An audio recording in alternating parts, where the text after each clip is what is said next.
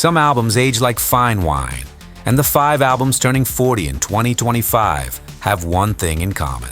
They all left their mark on generations, whether through massive success or by changing the course of music history. Today, we're taking a trip back to revisit these albums you might not even realize have been around for 4 decades. Let's kick things off with Fifth Place, an album that many fans of The Cure see as the beginning of a whole new era for the band. Released in August 1985, The Head on the Door was The Cure's 6th studio album. Before that, the band already had a strong reputation in the post-punk and gothic scenes, but hadn't yet broken through commercially outside the UK. This album changed everything. Frontman Robert Smith wanted a record that would showcase all the different sides of The Cure. In his own words, The Head on the Door would be a mini best-of the band's different styles. And it truly was. Robert Smith wrote nearly all the songs himself. His inspiration came from everywhere: dreams, films, childhood memories, and of course, that signature dark tone that defines The Cure. The title, The Head on the Door, came from a recurring image in Robert Smith's nightmares: a floating head banging on his bedroom door. The album featured 2 major singles, In Between Days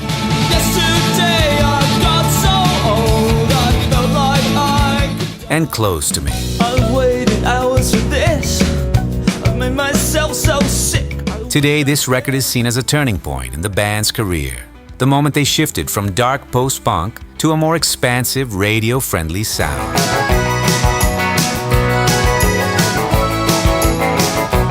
When Brothers in Arms hit the shelves in May 1985, the music world had no idea it was about to witness one of the most important and profitable rock albums of all time. A record that not only topped the charts, but also revolutionized music technology. Brothers in Arms was the 5th studio album by British band Dire Straits, led by none other than Mark Knopfler, one of the most respected guitarists of all time. The album was born during a period of global tension, political conflicts, and a general feeling of uncertainty. All of that is reflected in the lyrics, which touch on themes like war, greed, alienation, and even a bit of irony aimed at the music industry itself. But what truly set Brothers in Arms apart was something else entirely. It was one of the first albums in the world to be recorded entirely using digital technology. Because of that, Brothers in Arms became known as the album that helped drive CD sales, which were still a brand new format in 1985. The song Money for Nothing, featuring Sting, has one of the most iconic guitar riffs of the 80s.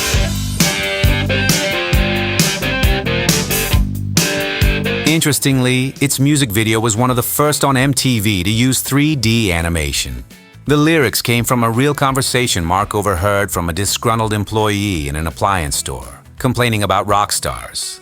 The album produced several hit singles, including Money for Nothing, We got to install microwave oven, custom kitchen. Walk of Life, Here comes Johnny singing Goldie's Goldie.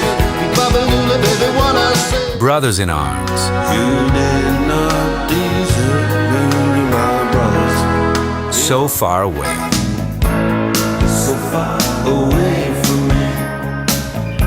and your latest trick. Send it to you, then your latest trick. Today, Brothers in Arms is seen as both a technological and musical milestone, a record that combined artistic brilliance with technical innovation.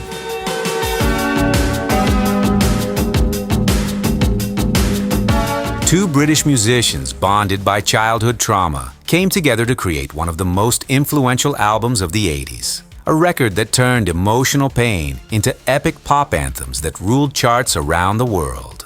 Released in February 1985, Songs from the Big Chair was the 2nd studio album by Tears for Fears. The album's title was inspired by the 1976 TV movie Sybil, about a woman with multiple personalities.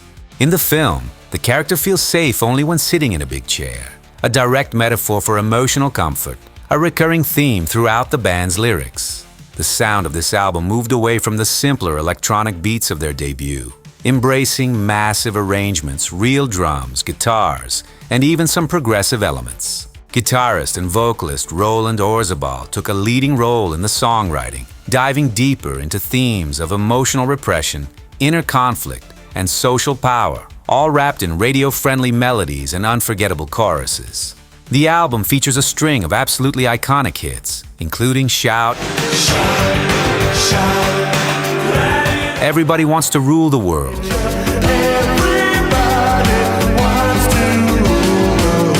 Head Over Heels,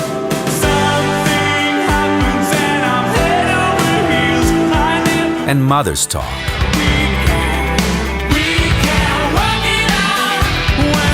Songs from the Big Chair is one of those albums where every track feels like part of something bigger, like an emotional, epic movie.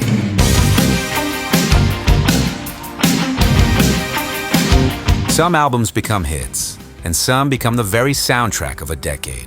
In 1985, Phil Collins went from being just the drummer from Genesis to one of the biggest pop stars on the planet, all thanks to the polished and irresistible sound of No Jacket Required.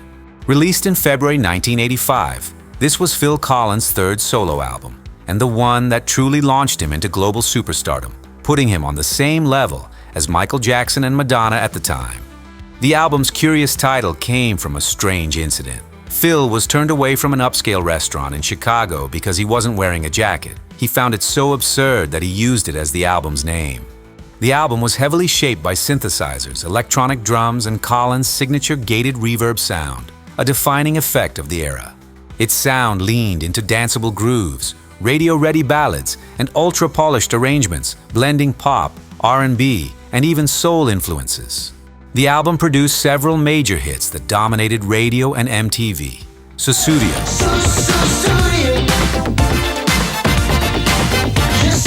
One More Night,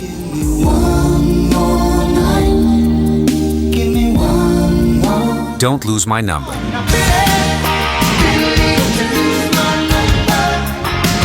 and Take Me Home.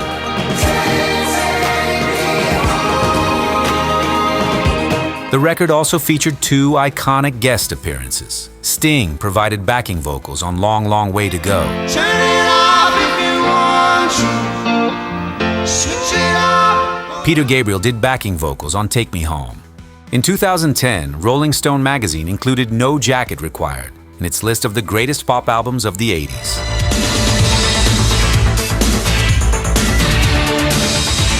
They were three Norwegian guys chasing a dream in London, and ended up creating one of the biggest hits in music history, a debut album that was dramatic, sophisticated, and ahead of its time. Released in June 1985, Hunting High and Low was the debut album of Norwegian band a-ha. They leaned into synth-pop, romantic melodies, and the flawless, unmistakable voice of Morten Harket. The album went through multiple recording sessions between 1984 and 1985 in various London studios. Production was mainly handled by Tony Mansfield, known for his work in electronic music, and Alan Tarney, who helped shape the album's more polished, radio-friendly sound. It delivered several major hits, including Take On Me,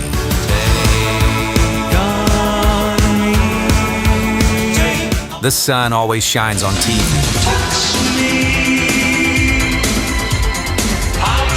Hunting High and Low,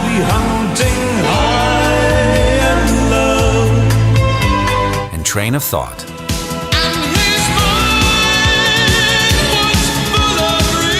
Hunting High and Low is widely regarded as one of the most important debut albums of 80s pop, sophisticated, emotional, and timeless in its appeal.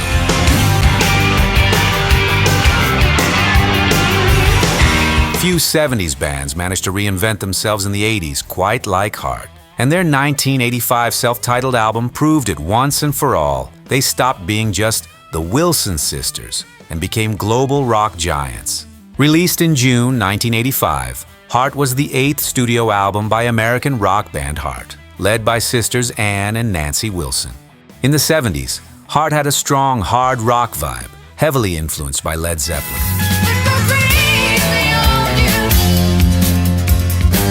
But as the years went on, and after label changes, the band saw its popularity fade in the early 80s. In 1985, Heart went all in on a more modern sound. Here's a fun fact. Many of the album's biggest hits weren't actually written by the Wilson sisters. They were penned by top industry hitmakers, including Holly Knight, who also wrote for Tina Turner, and Bernie Taupin, Elton John's longtime collaborator. Hart's look also transformed. Big hair, glam outfits, heavy makeup, all in line with the bold MTV aesthetic of the 80s. The album spawned several major hits, including What About Love?